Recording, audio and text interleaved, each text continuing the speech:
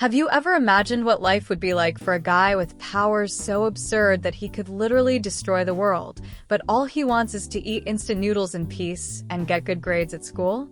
Well, that's Wong Ling, a teenager with the face of someone who wouldn't hurt a fly, but if he yawns too hard, he might trigger an earthquake. Literally. And in the middle of all that, school, a crush, a magic tournament, and a possessed cup of noodles. Yes, you heard that right, possessed noodles. Today, I'm going to tell you everything that happens in the first 6 episodes of the daily life of the Immortal King, an anime where the main character is stronger than the script itself, but just wants a quiet life. So get ready, because we've got chaos, overpowered energy blasts, and moments that'll make you laugh and wonder, what the heck did I just watch? After the insane intro in the first episode, we start to see how Wong Ling tries to live a normal life. Big air quotes there, because for him, normal means constantly hiding the fact that he could blow everything up with a sneeze. He joins Cultivation School number 60, a magic school where students train to become cultivators, like wizards with swords and special techniques. But while everyone else is grinding hard to level up their spiritual energy, Wong Ling was basically born at final boss level. He's like that student who shows up to a quantum physics class thinking it's basic multiplication. But his goal is simple: stay low, avoid attention, and dodge any situation that might force him to use his powers. He even sealed his own power when he was a kid, using a talisman placed by his parents. But that seal is weakening, and at any moment things could go south. We see Wong Ling ignoring drama, dodging fights, even letting others win on purpose. He doesn't care about fame, rivalries, or school challenges. He just wants to survive the school year without blowing anything or anyone up. And along the way, he meets some important characters.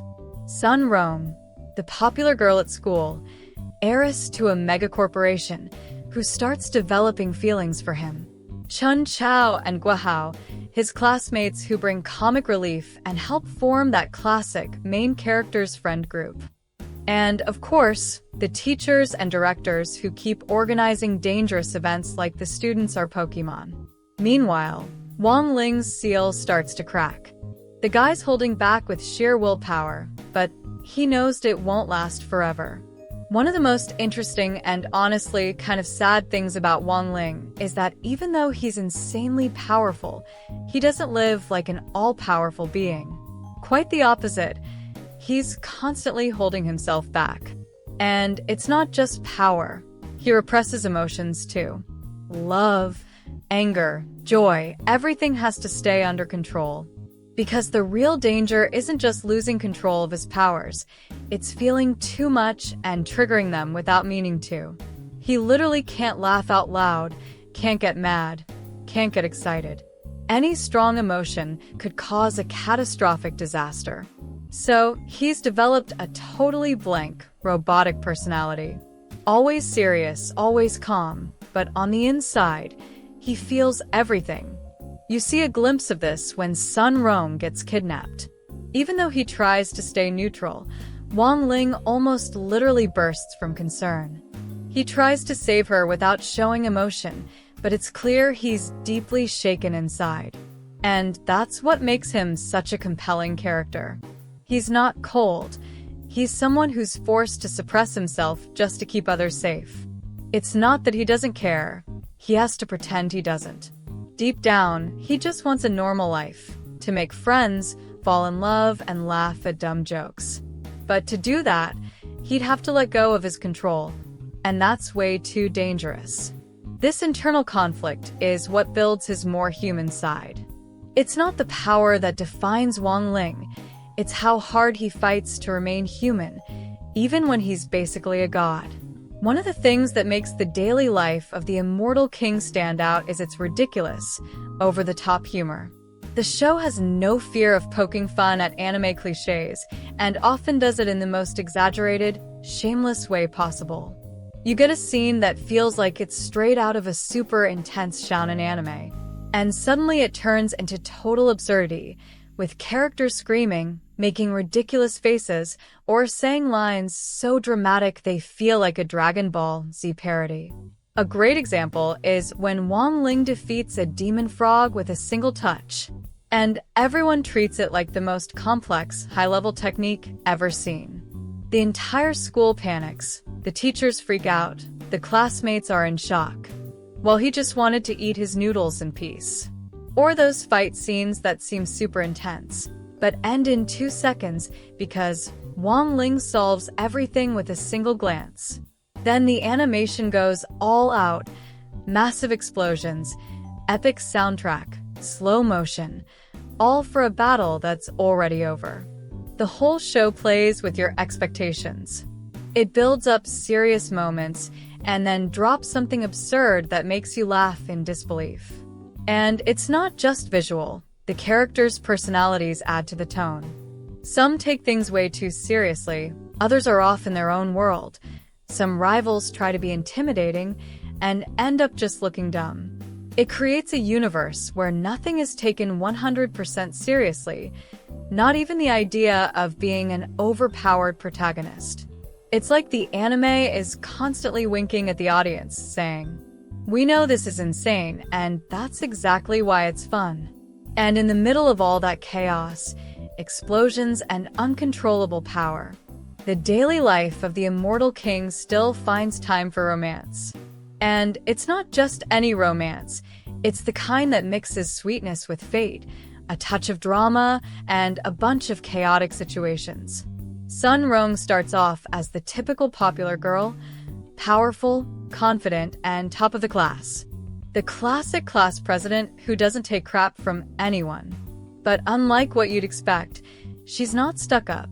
She's actually kind-hearted with a strong sense of justice. Wang Ling, on the other hand, is the complete opposite. Quiet, distant, wants nothing to do with drama, and especially wants to hide his powers. But the dynamic between them grows in an interesting way. While he tries to keep his distance, she keeps getting closer, often without realizing just how much he's trying to protect her from himself. And here comes the special touch. The romance between them isn't just strong guy protects girl. There's something deeper going on. Their relationship is marked by a kind of spiritual, almost mystical bond. And in later episodes, we find out that this connection goes far beyond just this lifetime. They have that kind of chemistry where one balances the other. Sun Rong brings color into Wang Ling's gray world.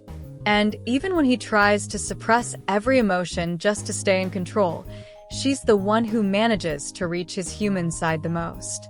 It's a romance that grows in silence, in glances, in small gestures, all in the middle of monsters, explosions, battles, and towers collapsing. And that just makes everything more interesting. One of the most striking things about the daily life of the immortal king is how it blends the modern with the traditional. You can see that constantly in the soundtrack and visuals. The soundtrack is a show in itself. It ranges from traditional Chinese instruments like the guzheng and erhu to electronic beats that kick in during the action scenes. It gives the anime a unique atmosphere, making you feel both the grandeur of Xinxia culture and the chaotic energy of a modern magic high school. Visually, the style is bold and distinctive. Vibrant colors, clean line art, and fight effects full of glow, particles, and quick transitions. Every magical attack feels like a supernova on screen. And even in the simpler moments, like a classroom scene or a casual stroll with the characters, everything has thoughtful composition, soft lighting, and detailed backgrounds. It's like the anime is constantly saying, this might be a school comedy, but with God-level power. And the art direction knows exactly how to get that message across. In the end, the visual and audio elements don't just complement the story. They amplify the entire experience, making it more stylish, more dramatic, and at the same time, more hilarious. The daily life of the immortal king is the kind of anime that catches you off guard. At first glance, it might seem like just another over-the-top school comedy. But as you watch, you realize it has its own rhythm, charismatic characters, and a visual and musical style that pulls you in. It's not an anime that tries to be super deep or complex, and it doesn't need to.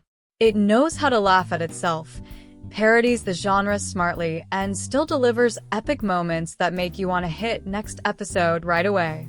If you're into anime that mixes ridiculous action with nonsense comedy and also features those OP characters who just want to live normal lives, this one's for you. So, have you watched the first few episodes? What did you think of Wang Ling and Sun Rome? Tell me in the comments. And if you liked the video, don't forget to leave a like, subscribe, and hit the bell, because there's a lot more insane content coming your way.